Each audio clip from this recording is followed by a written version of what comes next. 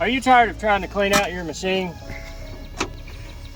but your doors won't stay open? Every time you get in here or you're in a tight spot and trying to clean it out and your doors won't stay open. Well, Kemimoto has the solution for you. This right here is the cheapest alternative, magical way, non-jerry-rigged way to keep your doors open.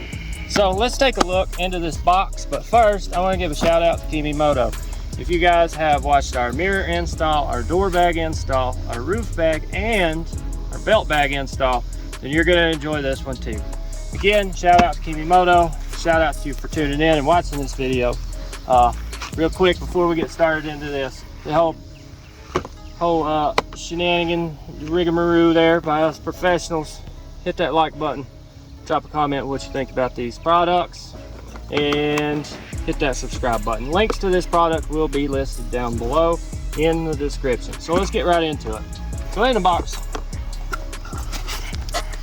comes with your installation information and or tips. You have your door bracket itself. This piece right here mounts onto your door.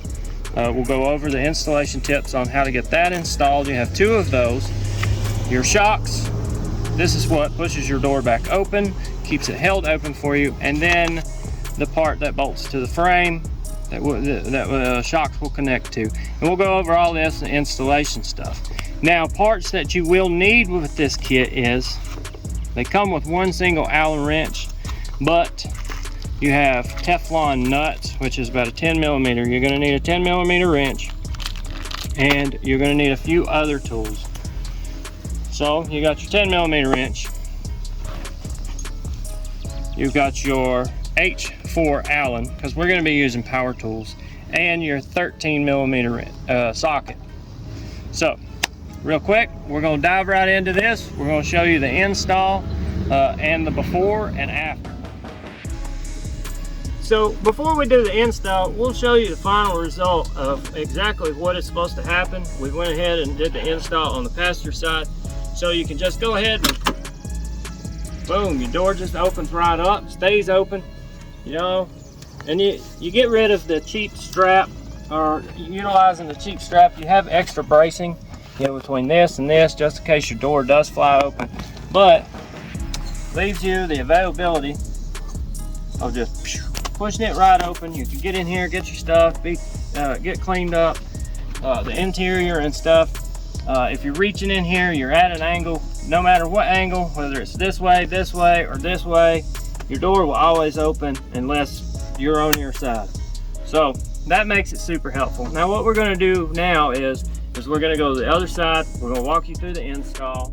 Now the first thing we're gonna do is take these 13 millimeters bolts out of the top of your door frame. There is gonna be a bolt and a washer. We'll go ahead and get this first bracket secured and put it on. Now make sure you're in the right orientation. You don't put these in wrong. So you're at, basically your elbow will start running outwards. They do mention in some of the instructions that some of the doors, the plastic and stuff, needs to be trimmed. They're talking about certain parts of the plastic around this. So I've been able to do this successfully without trimming the plastics, but if you do, it's no big deal. It just gets it out of your way. So I'm gonna feed these bolts in here. If you got weight on your doors, you gotta kind of wiggle everything around, get your bolts started. Be sure that you start them by hand, that way you don't strip them out, because they are threads are part of the frame for the door. So we'll go ahead, put these bolts in. Now we are using a small impact. I'm gonna get them started, get them loosely tightened down. I'm not gonna ugga-dug them, because we're gonna come back through and then readjust our door and make sure that it's not sagging and that everything has clearance. Now for the next part, you will need a 1/4 inch drill bit, because you're going to have to poke a hole. I did fail to mention that, come around here, look at this. So if you have door bags, you just pull your little strap and you get it out of the way.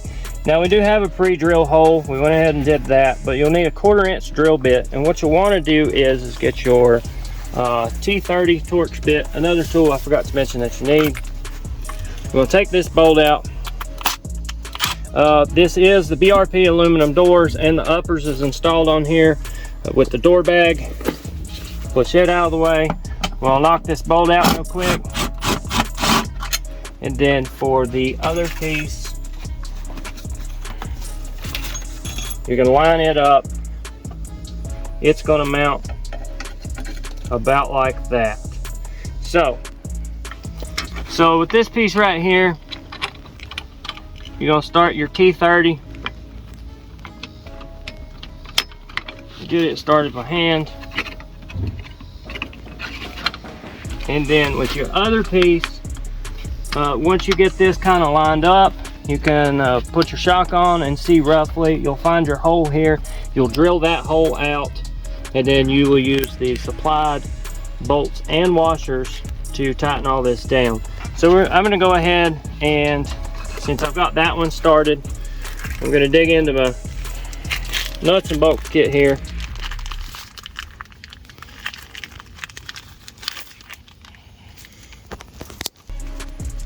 Get my nut, my bolt, and let's see, my washer. Now it is a little bit tedious. You got to get the nut in back here, threaded onto the bolt. You don't have a lot of room to work. If you had just regular door skins, you could get them on and off pretty easily. You get to that nut back there. It's not a super big deal. It's not super difficult if you're used to something like this. Once you get your nut started, then you get to the Teflon portion. I'm going to go ahead and secure my T30. I'm going to push this up.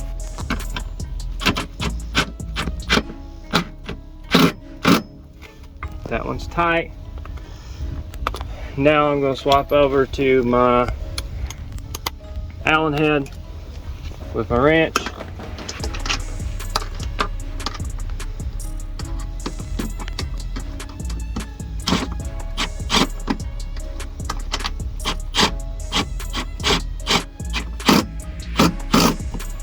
Now with that being a lock nut on the back, you don't really have to give it the old ugga-dugga. You just make sure it's secured and tight. Now we're going to go through and put our shock on. Super simple, super easy. Big part goes back here. Pop this guy on, twist this around to where you need it.